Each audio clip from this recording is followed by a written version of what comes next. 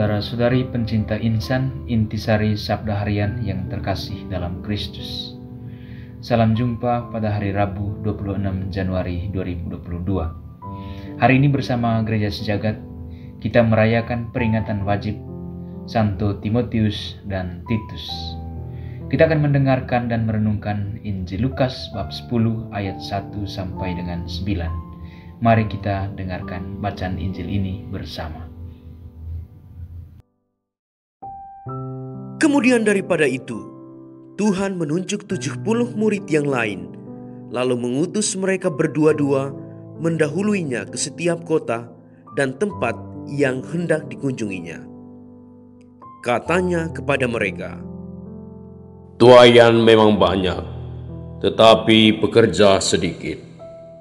Karena itu, mintalah kepada Tuhan yang empunya tuaian, supaya ia mengirimkan pekerja-pekerja untuk tuaian itu.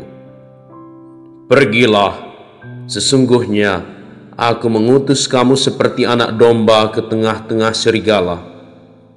Janganlah membawa pundi-pundi atau bekal atau kasut, dan janganlah memberi salam kepada siapapun selama dalam perjalanan.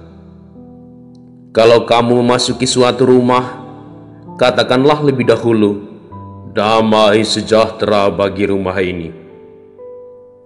Dan jikalau di situ ada orang yang layak menerima damai sejahtera, maka salammu itu akan tinggal atasnya.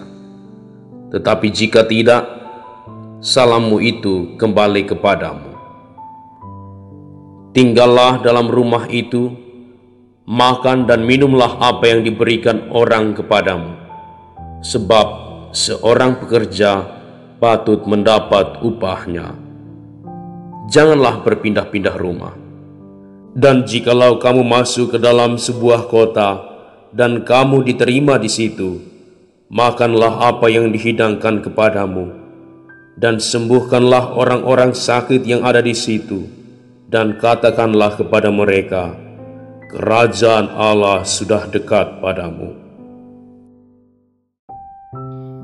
Saudara-saudari pencinta insan yang terkasih, ada dua pokok penting yang dapat kita jadikan inspirasi hidup berdasarkan bacaan Injil hari ini. Pertama, tentang perutusan atau misi. Yesus mempercayakan para murid untuk menjadi misionaris seperti dirinya.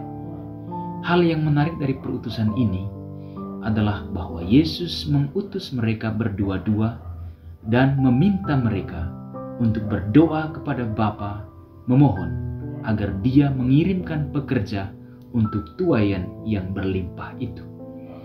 Misi yang diembankan oleh Yesus bukanlah misi perseorangan, melainkan misi bersama, misi komunitas, misi keluarga. Di dalamnya setiap pribadi menyumbangkan anugerah yang dimilikinya demi pertumbuhan kerajaan Allah. Dalam komunitas misionaris ini, setiap orang diminta untuk saling menguatkan dan meneguhkan, karena misi yang dipercayakan Tuhan bukanlah suatu tugas yang mudah. Perutusan itu seperti mengutus domba ke tengah serigala. Kekuatan komunitas dalam misi ini adalah bahwa setiap orang saling mendukung dan iman akan penyertaan Tuhan sendiri dalam misi, bahwa dalam situasi sesulit apapun Tuhan selalu ada bersama mereka. Komunitas misioner juga bertanggung jawab untuk keberlanjutan misi bersama itu. Mintalah kepada Tuhan yang empunya tuaian. Ini adalah sebuah undangan agar komunitas misionaris memaknai misi sebagai tanggung jawab bersama, bukan tanggung jawab Tuhan sendiri, apalagi tanggung jawab pribadi tertentu. Semua orang yang bertanggung jawab menjalankan misi membangun kerajaan Allah bersama dengan orang lain. Inspirasi kedua yang dapat kita petik dari bacaan Injil ini adalah tentang kedekatan dan keramahan. Tuhan melarang para muridnya untuk membawa bekal dalam menjalankan misi itu. Ini adalah sebuah undangan untuk pertama-tama mengandalkan hidup mereka sepenuhnya pada penyelenggaraan Allah, sekaligus juga percaya kepada keramahan umat di mana mereka diutus. Pesan yang dibawa oleh para murid haruslah pesan perdamaian, karena tugas pokok mereka adalah untuk menyembuhkan mereka yang sakit, mengusir roh-roh jahat, sehingga para murid harus membangun kedekatan dengan mereka, tinggal di dalam rumah mereka dan makan bersama mereka. Ini adalah sebuah perintah untuk membongkar semua sekat dan meniadakan semua jarak. Menjadi misionaris bukan berarti untuk menjaga jarak dengan orang lain, apalagi untuk memisahkan diri dari orang-orang yang tersingkir dari masyarakat. Tetapi tugas perutusan yang diembankan oleh Tuhan adalah sebuah panggilan untuk membangun kedekatan dengan orang-orang di mana mereka diutus. Kedekatan inilah yang didasari oleh keramahan akan membawa kepada keselamatan. Kerajaan Allah dibangun justru dalam kedekatan dengan orang lain di mana mereka diutus. Para pencinta intisari Sabda Harian yang terkasih dalam Kristus, kita semua adalah misionaris karena pembaptisan kita.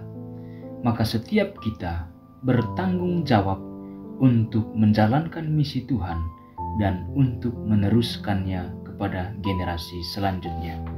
Keberlangsungan misi Tuhan ada di tangan kita semua. Karena itu perlulah kita belajar dari Santo Timotius dan Titus yang telah menghabiskan seluruh hidupnya demi pewartaan Injil dan membangun kerajaan Allah dalam situasi sulit apapun. Salah satu ciri bahwa kita menjalankan misi Tuhan adalah ketika kita mampu membangun kedekatan dengan orang lain, membawa pesan perdamaian. Kita menjadi misionaris Tuhan kalau kita dekat dan ramah terhadap orang lain, membongkar sekat dan tembok pemisah sehingga kerajaan Allah bertumbuh di tengah-tengah kita. Semoga sabda Tuhan hari ini membantu kita untuk menyadari tugas kita sebagai misionaris yang ramah dan dekat dengan sesama. Amin.